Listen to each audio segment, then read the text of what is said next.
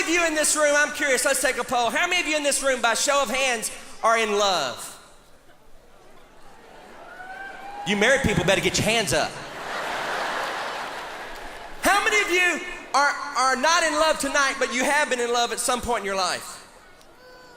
You married people better get your hands down on that one. How many of you have ever in this room have ever had a broken heart? The rest of you haven't hit puberty yet, I guess. Huh? How many of you have ever seen open heart surgery on the Discovery Channel? Do you love that Discovery Channel? How many of you love the Discovery Channel? Admit it. I love it! Man, I love it! When those helpless little deer are being chased by those leopards, man, I think it's cool. And the snakes are eating the chicken eggs, you know? Always eating better than I am. I was watching the other day, y'all, and they had open heart surgery on the Discovery Channel. It was fantastic. They laid this old boy out on the table, and thank God they can do that. If I keep eating Mexican food, I'm gonna eat it. They laid this old boy out on the table. They put a towel over his head. I guess so in case you knew him, you wouldn't get sick. And they cut him right down the middle. They ripped that chest cavity apart. And there it was. Looked like lasagna that was alive. It did. And they took veins, y'all. Did you know you got spare parts? They took veins out of his legs and put them up on his heart. You know, I don't know, but we're gonna find out probably in about 6 months to a year what those veins are for. God doesn't just put veins in you for no reason. That old boy's gonna be walking down the street with a perfectly good heart, and that old leg's gonna give out. He's gonna wish he had his veins. I watched them cut, sew, suture, snip, tuck, mend. I watched them work on that heart for about an hour. I tell you, it's a mess if you don't know what you're doing. They worked on that heart for about an hour, and I thought to myself, and to think someone would tell another human being, I love you with all my heart.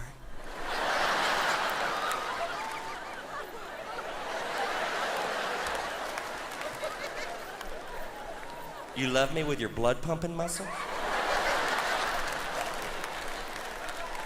I tell you, it lost something for me, children. You know why we say I love you with my heart, though? Because in Western civilization, the seat of the emotions is the heart. The seat of the emotions is the heart.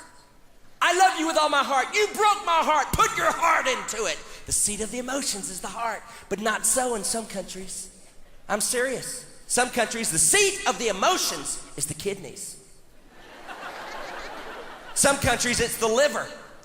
The seat of the emotions. You ask that missionary next time he brings that 12-hour slideshow to your church. You ask him, where is the seat of the emotions in the country he comes from? Somewhere it's the kidneys, somewhere it's the liver, somewhere tonight a guy is telling his girl in some other language, I love you with both my kidneys. Or he might be saying, hey, baby, you make my liver quiver. It's not the same as the heart. It's not the same. Hey. But did you know what the seat of the emotions was in the Old Testament? Anybody know? Look, he got it. The bowels. Look it up. The seat of the emotions in the Old Testament was the bowels. Boy, that'd ruin a lot of good love songs, wouldn't it? Don't tell my bowels, my achy, breaky bowels.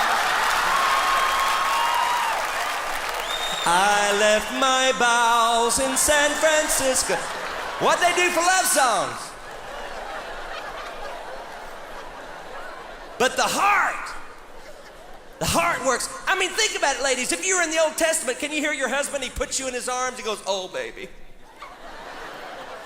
Oh, baby. Woo, baby. You move me, baby.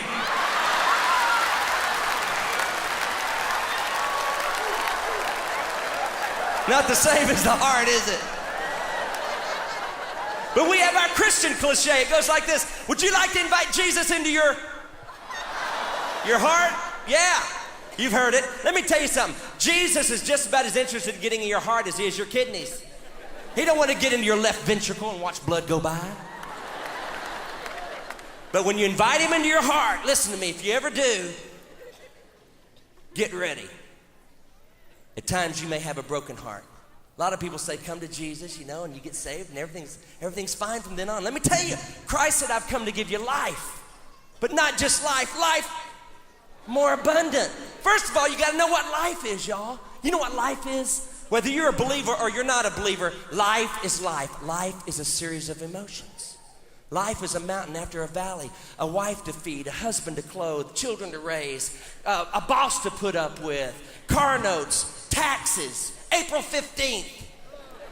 Life is life. Christ said, I've come to give you life more abundant.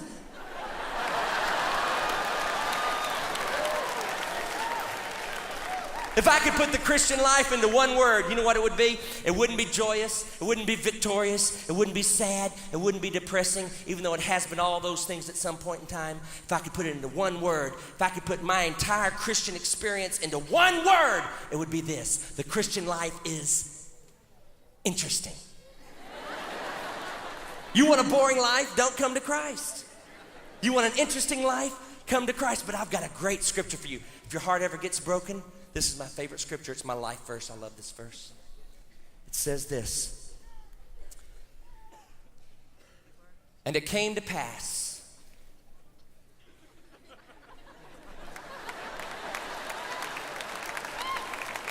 I love that verse, don't you? And it came to pass. It didn't come to stay.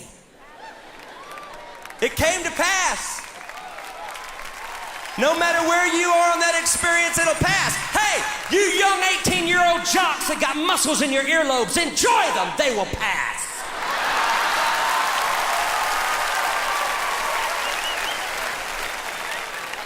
You older crowd, 35 and up, you got gray hair now. Some of you got blue hair. You know who you are. Some of you got no hair. Some of you went out and bought you some hair, didn't you? I saw a guy on TV, some TV preacher. He had the nastiest looking wig I've ever seen in my life.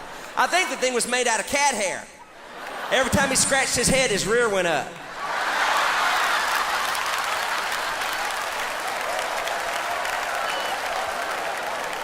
But enjoy it. It will pass. Hey, you may have arthritis living in your joints. Hey, enjoy it. It'll pass. Either it will pass or you will pass. It came to pass. No matter where you are in your life, it'll pass. Did you have a bad year last year? Hold on. It'll pass. Did you have a good year last year? Hold on. It'll pass.